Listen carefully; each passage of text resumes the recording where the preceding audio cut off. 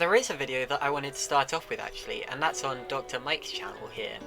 Because about 2 weeks ago now, Dr. Mike uploaded this video. Doctor diagnoses Unreal Racing crashes, and I was sent this video by Aqualisa and by a bunch of other people, saying, you know, hey, have you seen this? And yes, I have, and I've tried to record a video on it before. The only trouble is, for some weird reason, I recorded it and everything, and then I realized like partway through that it wasn't actually recording properly. So that was annoying. Okay, so we're gonna dive into this now. Quick disclaimer, I guess. No one is actually like seriously, no one's killed in these videos or anything like that.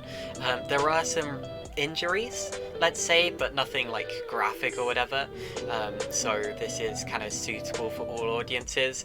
I do hope it doesn't get me copyright claimed or anything, but it shouldn't, so it is absolutely fine. Let me pause the music, so because we're about to get into a video here.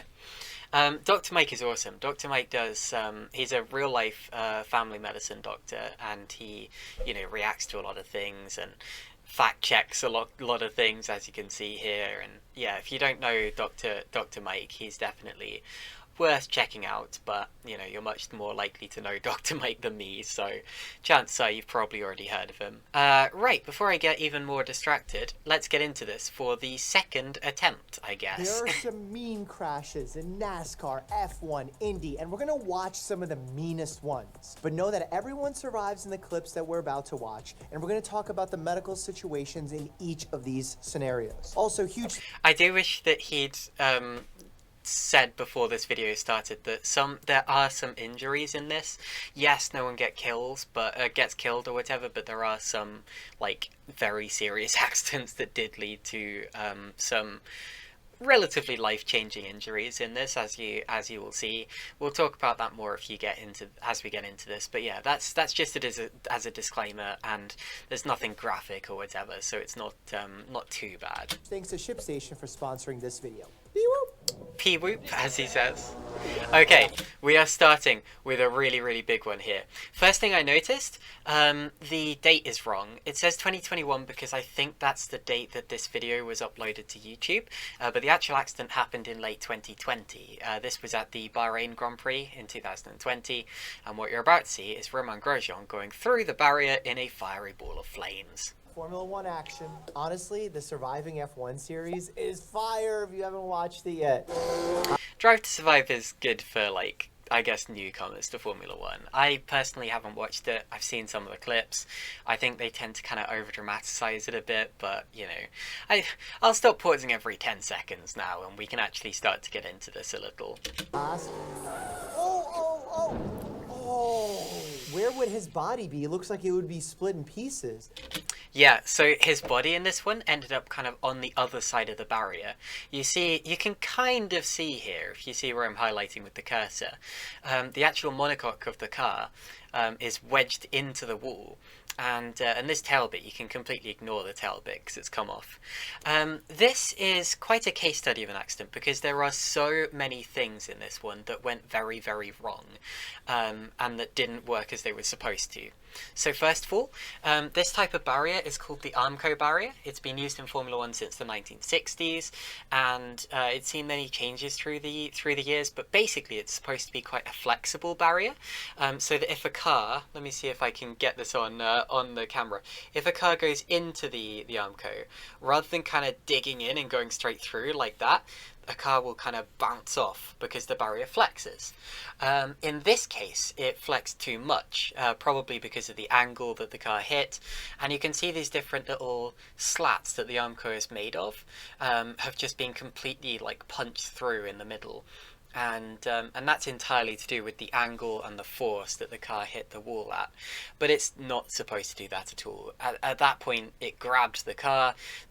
I mean, it's not as if he's broken through, like, it's not as if he's separated the wall kind of into two parts or whatever. He has literally just gone straight through the middle of the Armco barrier there. Another thing that went wrong in this accident, as you can see, is the fire. That is so rare. I can't stress how rare it is to see a car burst into flames like that in Formula One. It used to happen all the time, like back in the 70s or whatever, if you think back to like Niki Lauda's accident or whatever. Um, it used to be that the cars were just kind of a seat in front of a fuel tank, and then that was it. And yeah, if you had an accident back in those days, you would tend to catch fire. However, nowadays, what the fuel tank actually is you have like the fuel goes into a bag, and that bag is reinforced, and then that bag can inflate and deflate and take a lot of stress because it's within the main fuel tank itself and can kind of like fill. I'm not really explaining this very well, but basically you've got a bag in a box, and the box is in another box, and then that box is in the car. So there are so many levels of protection on the fuel tank. And what actually what actually happened here is that the back of the car behind the safety cell kind of got ripped off at such an angle that it took part of the fuel tank with it, and the fuel tank split open in a way that I just haven't seen since like the 70s, and I wasn't alive in the 70s, so that's saying something. Aqua says, "Oh, I remember this one." Yeah, I bet you do. I will remember this one for a long time. It is pretty unforgettable. Another thing you have to look out for in this one is that one of the wheels comes off and bounces back across the track as well. And again, never supposed to happen. They're supposed to be tethered to the car with strong wheel tethers that just don't fail like that anymore. But because of the kind of wrenching motion of the barriers and the car splitting in two and all of that, the wheel, came off and bounced back across the track. And it's a good job that Grosjean was near the back of the field, because if he'd been at the front, someone at the back could have had that wheel strike them in the face or something like that. So yeah, a lot went wrong in this accident. What actually went right was that the halo device, which is this, you guys probably know what the halo device is. It's this carbon fiber like ring around the top of the driver's head with a pole going down in front of their face, and that stayed intact, and that is crucially important. Because that basically meant that when the car went through the barrier, it lifted up the top part of the barrier and kept it away from his head. If he had struck the barrier with his head, he would pretty much have been knocked unconscious. And if that happens in a big ball of flames, then you're a goner, I'm afraid to say. There's no other way about it. So in this circumstance, the halo absolutely saved his life. Also, the safety cell stayed intact as well. Even though it came to a sudden stop, it stayed intact. That's within the barriers. And as you will see in a couple of seconds as well, the safety crews were on him like a rush. They were there in absolutely just milliseconds, and you could not have had a better safety response than that. And the fact that there was a fire, he's in a fireproof suit, but how long can that help for? Safety suits in Formula One are made out of a material called Nomex, which is fireproof for up to about 20 seconds. So you can the driver can survive about 15 to 20 seconds fully immersed in fire, and then you start to burn. His gloves, actually, there was a good example of that, because his gloves were slightly out of date. They were made of an older grade of Nomex, which could only survive 15 seconds, and that is why his hands were burnt and the rest of him wasn't.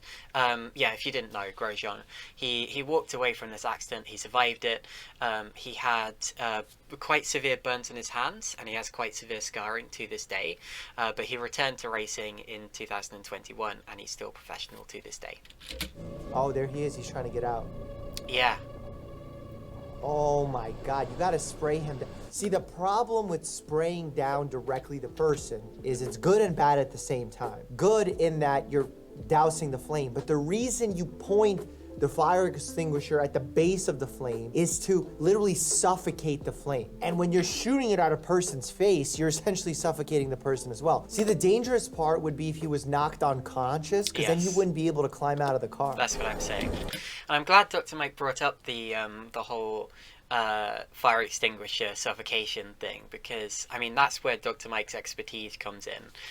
Whereas I look at the car and the circuit and the actual driving incident itself.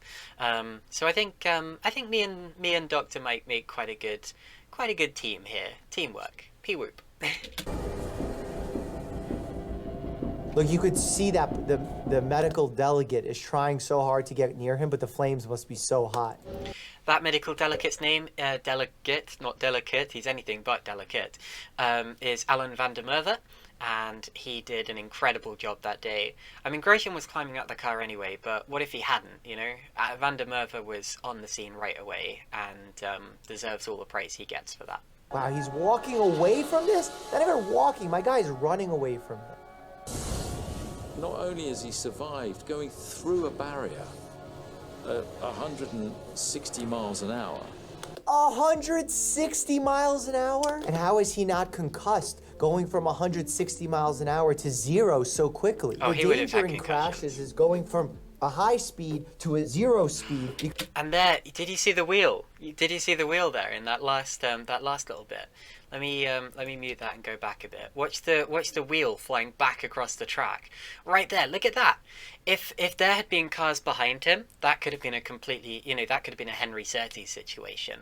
I mean, it could have missed the halo, who knows. Talking of the halo there, you see it kind of around the top, if you didn't know what I was talking about before. That stayed completely intact, that 100% saved his life. Inertia carries your organs forward, even the brain. The brain sits in a soup, so it starts hitting the front of your scalp when you come to an abrupt stop. And I know they have neck stabilizing devices in the car, but... Good knowledge there. That's called the HANS device. The HANS device is a neck stabilizing device it's like a cushion that sits around the driver's shoulders and neck, and it connects their head basically to the rest of their body, so that if their head whips back and forth or whatever, it can't do it to such an extent that they get what's called a basilar skull fracture, which is where the back of your skull literally shatters from the pressure. That's how a lot of NASCAR drivers used to die in the 1980s and 90s, because of the concrete barriers they were hitting. And yeah, the HANS device is another crucial bit of safety that probably also saved Romain's life on that day. Whoa. I was insisting, no, we'll get the ambulance here. But he wanted to demonstrate that he was okay. He got a message to everyone, his wife and family in particular, that... Okay, beautiful message. Medically, I hate it. Adrenaline in moments like this is rushing so fast that you might not have any idea what's going on in your body. You might be bleeding internally. You might be bleeding internally into your skull, having a stroke. So many things could be going wrong right now, and just to symbolize that you're great and strong, you do the extra walk, unnecessary. Adrenaline is a powerful drug, man. I mean, I actually had my own experience of this back when I was a little kid. I was 7. I had a massive accident in a go-kart, and I fractured. I didn't know at the time, but I had fractured my heel. I'd basically broken my foot, and at the time I was more worried about the fact that I was winded, and once I got my breath back or whatever, my adrenaline was still racing. So I stood up or whatever, and only then did I collapse when I tried to put pressure on my foot and there was nothing really there. But I didn't really feel pain. The pain came later because, like I said, adrenaline is a hell of a drug.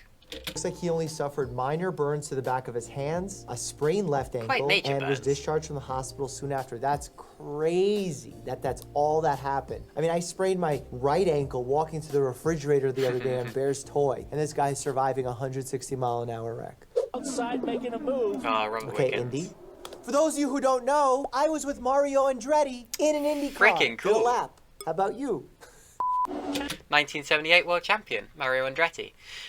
Just a warning before we see this one, Robert was quite seriously injured in this accident. He survived, he's okay, he's back to racing and all, but he is now paralysed from the waist down. And yeah, just so you know before we dive into this one. Oh, they're gonna touch wheels. They're gonna touch wheels. They did. Oh, they touch wheels on a turn. That's awful. Oh my God. That's Robert Wickens. And his teammates. Robert Wickens, they got everybody. Oh my God, the spin's That was ridiculous. ugly. The strain and force, a spin. I cringe every time I see this because Robert Wickens, well, first of all, he's an amazing guy and an amazing driver. I saw him winning a couple of races back in the day at Silverstone when I used to go to watch the World Series by Renault there. He won one of those races in 2008 and then again in 2011. And his career was really on the up and up at this point. I mean, this was 2018. He just joined this new team, and this was his first year in IndyCar. He finished second in his first ever race, and he was heading for, I mean, he was going to win before long. There was no doubt about it.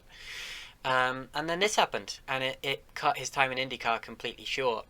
And I mean, of course, it makes me cringe as well because of the actual ferocity of the accident.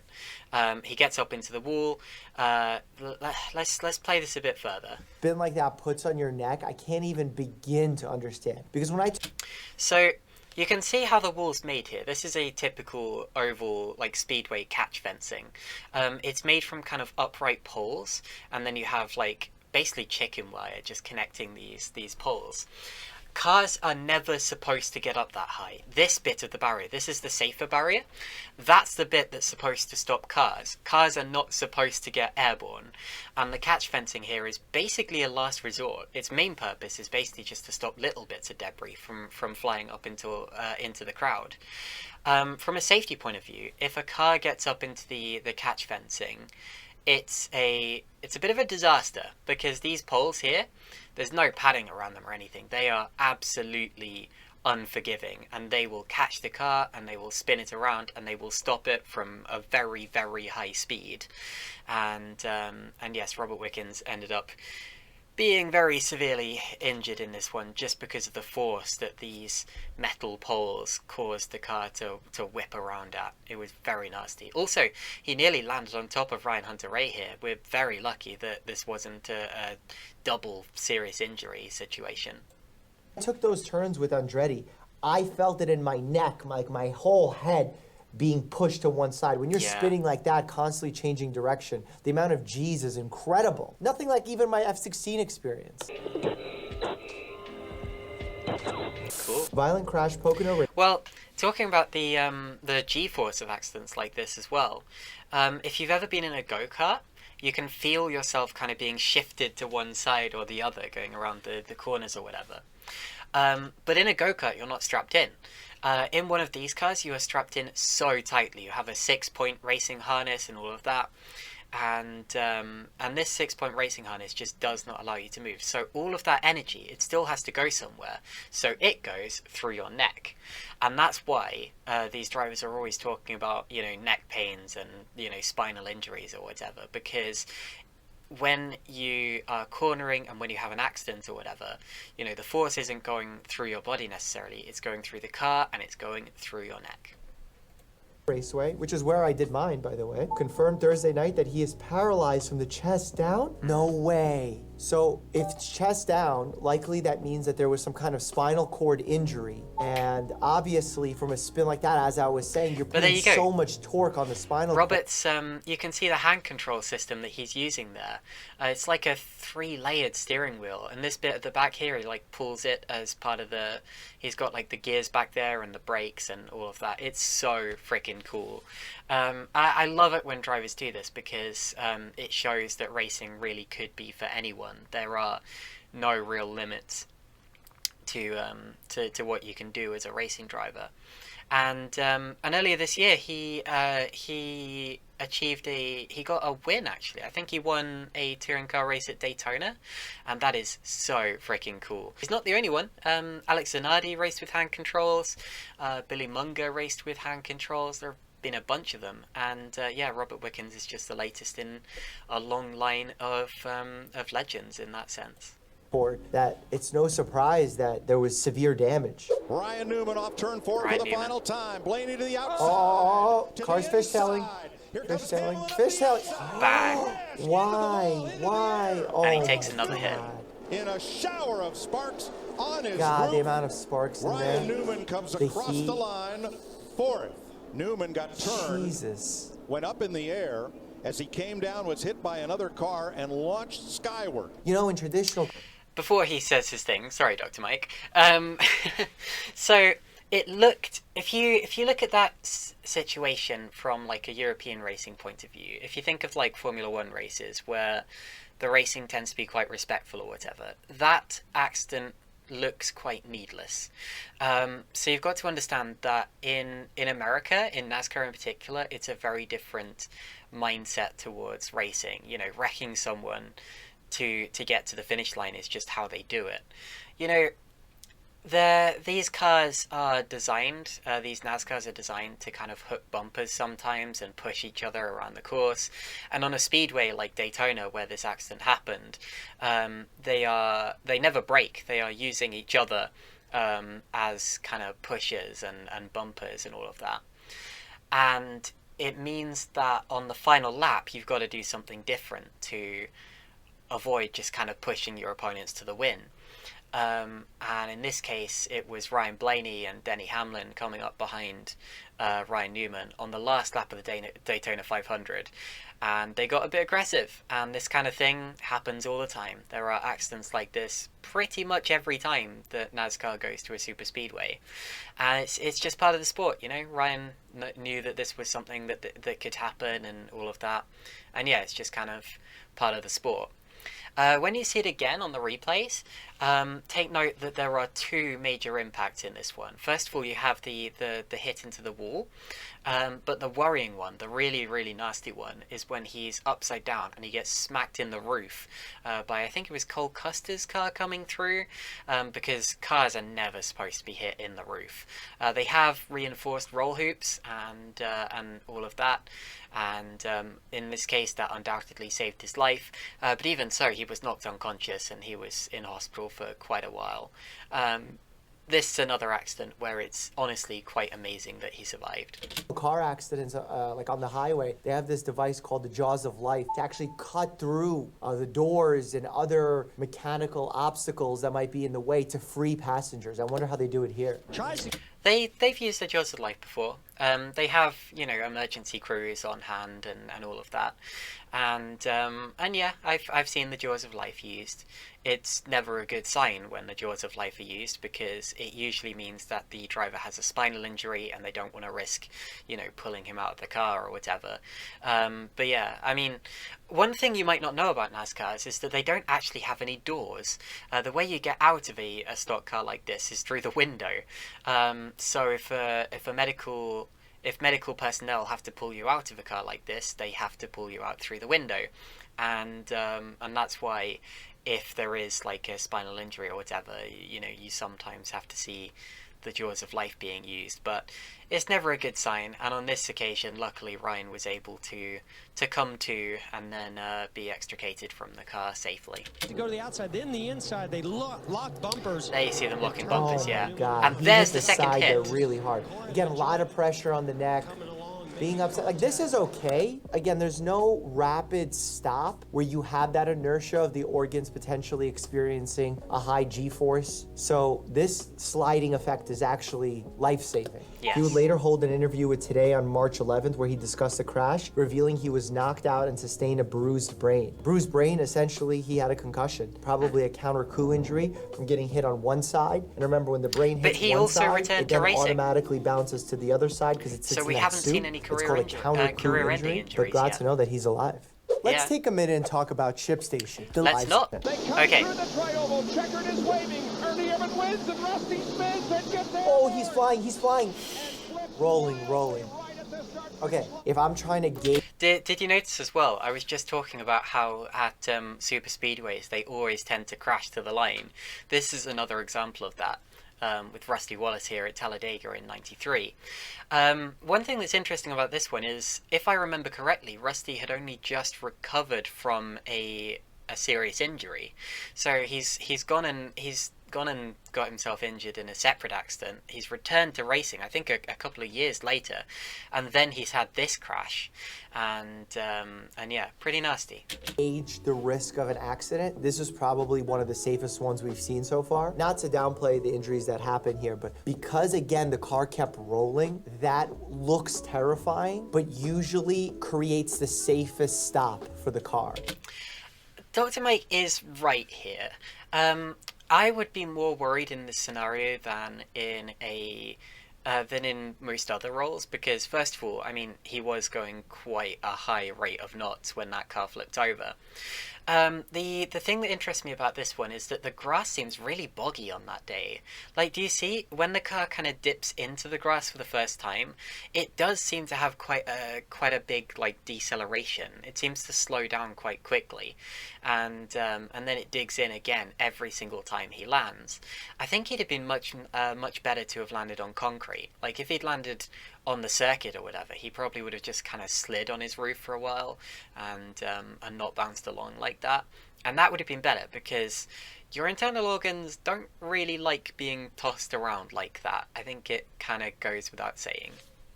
Because again, it's that sudden stop and the speed of that stop, the deceleration that causes the most damage and is the most lethal. Yeah, he's moving. I see him moving around in the car. Again, usually what results from this is neck injuries, concussions from the rolling around, maybe if your hand gets caught in something. That's why I think Formula One drivers, and I don't know about other racing sports, are taught to take their hands immediately off the wheel on an accident. Another really good bit of knowledge there from Dr. Mike. He has clearly done his research about this kind of thing. I mean, of course he has, he's a doctor, but racing-specific safety measures he seems to really know. In an accident, if you have your hands on the wheel and then your wheel jerks as a result of the force feedback or the direct drive or whatever, you can often injure your wrist or injure your thumbs or your hands, or if you get your whole hand caught in there, it can cause some really severe damage. And this happens in both real life and sim racing. It's one of the only injuries that you can get, probably the only injury that you can get, doing sim racing. I've heard of sim racers who are completely, like, they're not experiencing any G-force or lateral G-force anyway, or any kind of deceleration or acceleration or anything, but you can still get injured if you don't take your hands off the wheel in time for a big accident, and your wheel snaps around as a result of that. It's another reason you've got to have your force feedback settings on right, otherwise you can really injure yourself. But yeah, good bit of knowledge. What you're taught to do, especially if you're like flipping over or whatever, is to kind of cross your hands in front of you like this and just wait it out, just wait it out. Thankfully, Wallace, simply lucky to be alive given the severity of the incident, didn't suffer any severe injuries. He did, however, suffer some minor ones and was forced to wear a cast on his hand for the next few races. His accident inspired the introduction of Yes, but did you notice that it said for the next few races? So he still came back and did the next few races despite his arm being in a cast? I honestly don't know that they would do that nowadays. I don't know if they would let them race like that nowadays. He's now talking about roof flaps. The roof flaps, as you can see here, flick up and slow the cars down in the event of a spin, which stops the cars from getting air underneath them and flipping up in the air. So stops what we call blowover accidents. Roof flaps to NASCAR vehicles, which work to reduce flipping when cars go airborne. I mean, a cast with a crash of that severity is a pretty good thing to get away with.